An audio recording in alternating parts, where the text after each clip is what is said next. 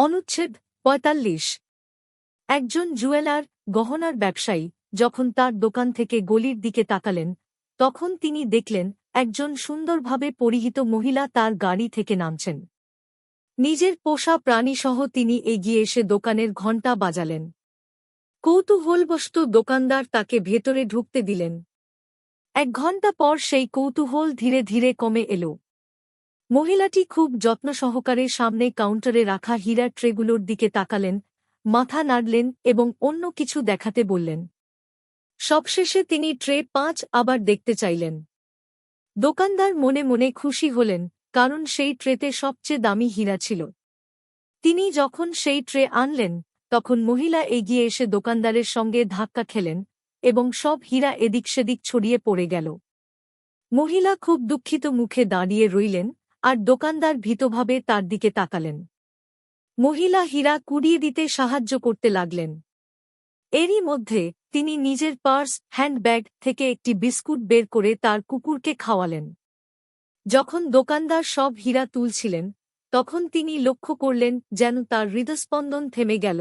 একটি ৫ ক্যারেট হীরা কোথাও খুঁজে পাওয়া যাচ্ছিল না। তিনি উত্তেজিতভাবে পুরো মেঝেতে খুঁজতে লাগলেন, কিন্তু কোনো ফল হল না।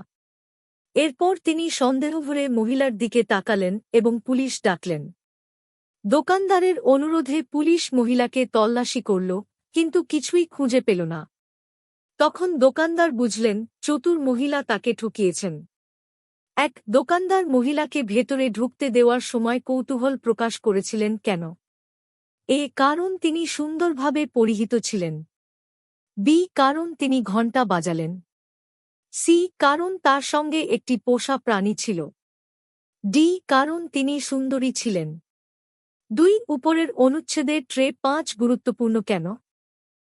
এতে মূল্যবান হীরা ছিল। এতে যা কিছু ছিল সব মেঝেতে ছড়িয়ে পড়ে। মহিলা দুঃখিত মুখে দাঁড়ালেন এবং দোকানদার হতাশ হলেন। এই ট্রেটি দোকানদারের খুব প্রিয় ছিল। ৩ অনুচ্ছেদে কাউন্টার শব্দের অর্থ কি? এমন একটি বস্তু যার ওপর গোনা হয়। তাস খেলায় ব্যবহৃত কয়েন। বিরোধিতা। একটি সমতল পৃষ্ঠ যার উপর পণ্য বিক্রির জন্য রাখা হয়।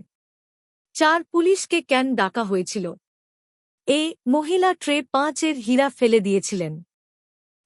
তিনি কুকুরকে বিস্কুট খাওয়াচ্ছিলেন এবং হীরা পছন্দ করেননি। একটি ৫ ক্যারেট হীরা হারিয়ে গিয়েছিল। তিনি ট্রে থেকে কিছুই কেনেননি।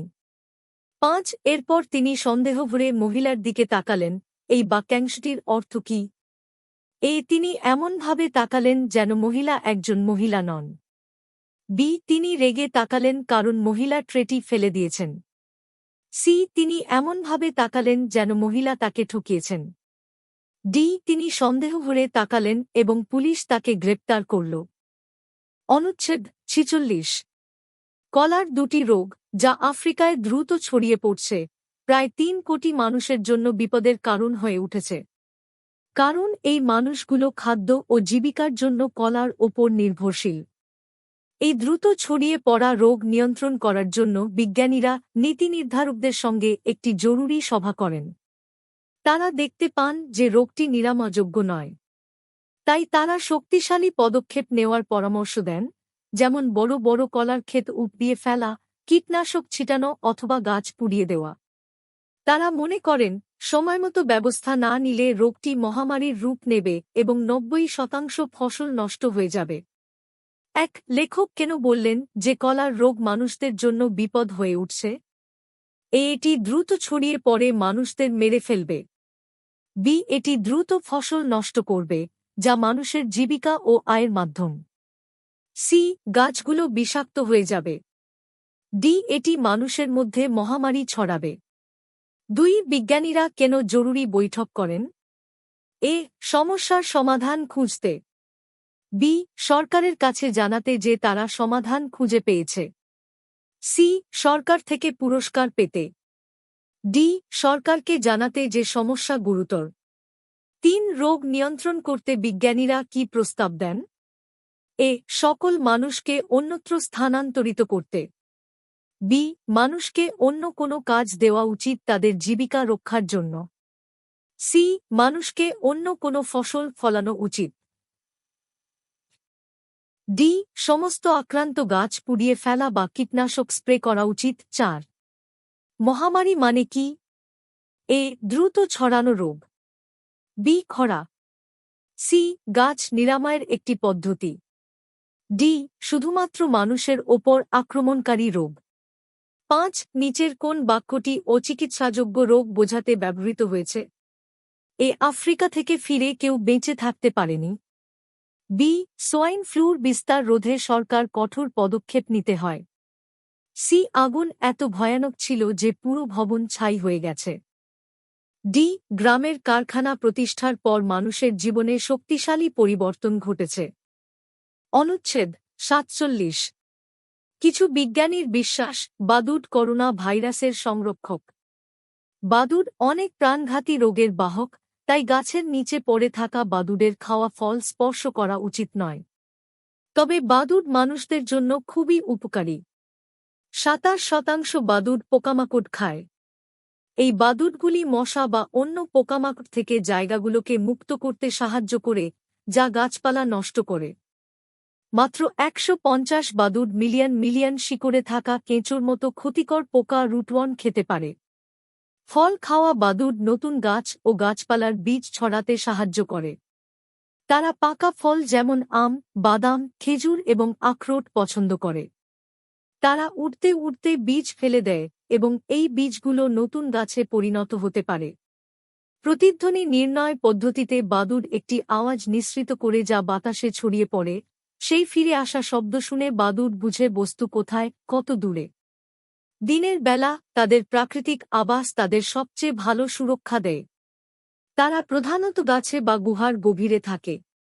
এগুলো বিপদ থেকে সুরক্ষার জন্য এবং ছোট বাচ্চাদের লালন পালনের জন্য আদর্শ স্থান।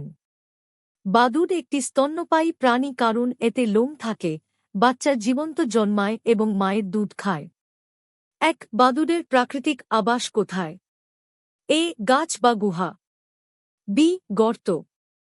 সি ঘর। ডি মৌচাক। 2 বাদুড় কেন স্তন্যপায়ী প্রাণী? এ তারা উড়তে পারে। বি তারা ডিম থেকে ফোটে। সি এটি উষ্ণ রক্তের প্রাণী। ডি বাচ্চাদের মায়ের দুধ খাওয়ানো হয়। 3 ফল খাওয়া বাদুড় নতুন গাছ জন্মাতে কিভাবে সাহায্য করে? এ বস্তু ও পোকামাকড় থেকে প্রতিধ্বনি ফিরিয়ে দিয়ে। বি পাকা ফল যেমন আম, খেজুর খেয়ে। সি ওড়ার সময় বীজ ফেলে দিয়ে। ডি শব্দ তরঙ্গ ছেড়ে তার প্রতিধ্বনি শুনে। 4 বাদুড় কিভাবে কৃষকদের সাহায্য করে? এ গাছপালা নষ্টকারী পোকামাকড় খেয়ে। বি ক্ষতিকর গাছপালা ধ্বংস করে। সি মাত্র 150 বাদুড় তৈরি করে। ডি পাকা ফল ও আখরোট খেয়ে। 5 পথ দেখায় শব্দের অর্থ কি? এ ছড়িয়ে পড়ে। বি নিঃসৃত করে। সি নির্দেশ দেয়। ডি পড়িয়ে দেয়। অনুচ্ছেদ 48 তুমি কি জানো মুক্তা সমুদ্রের তলদেশ থেকে আসে? সমুদ্রের তলায় খোলস পাওয়া যায়। এই খোলসগুলোর কিছুতে ছোট ছোট সামুদ্রিক প্রাণী থাকে, যাদের বলা হয় ঝিনুক। ঝিনুক একটি পদার্থ তৈরি করে, যাকে বলা হয় ন্যাকার। এই ন্যাকার খোলসের ভেতরের অংশকে আবরণ করে এবং সেটিকে চকচকে ও সুন্দর করে তোলে। কখনো কখনো খোলসের একটি টুকরো, বালির দানা বা অন্য কোনো ছোট বস্তু ঝিনুকের খোলসের ভিতরে ঢুকে যায়। তখন ঝিনুক সেই বস্তুকে ন্যাকার দিয়ে ঢাকতে শুরু করে। কিছুদিন ধরে এভাবে আবরণ দেওয়ার পর একটি সুন্দর মুক্তা তৈরি হয়। কিছু মুক্তা গোল হয়, কিছু ছোট বোতামের মতো দেখতে হয় এবং কিছু আবার বৃষ্টির ফোঁটার মতো লাগে। মুক্তা বিভিন্ন রঙের হয়, সাদা, গোলাপি, ক্রিম, কমলা, কালো, ধূসর বা এমনকি সোনালি। ডুবুরিরা সমুদ্র থেকে ঝিনুকের খোলস সংগ্রহ করে। সেখান থেকে মুক্তা বের করে গহনার ব্যবসায়ীদের কাছে বিক্রি করা হয়। তারা সেই মুক্তা দিয়ে অসাধারণ গহনা তৈরি করে। মহিলারা মুক্তার হার, কানের দুল, বালা এবং আংটি খুব পছন্দ করেন। মুক্তা কোথা থেকে আসে? এ গয়নার দোকান থেকে।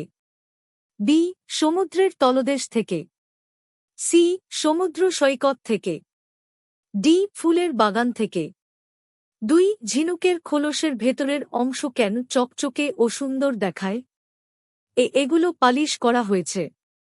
বি এগুলো রং করা হয়েছে। সি এগুলো নেকার দিয়ে ঢাকা হয়েছে। ডি ঝিনুক এগুলো পরিষ্কার রাখে। 3 মুক্তা কে তৈরি করে?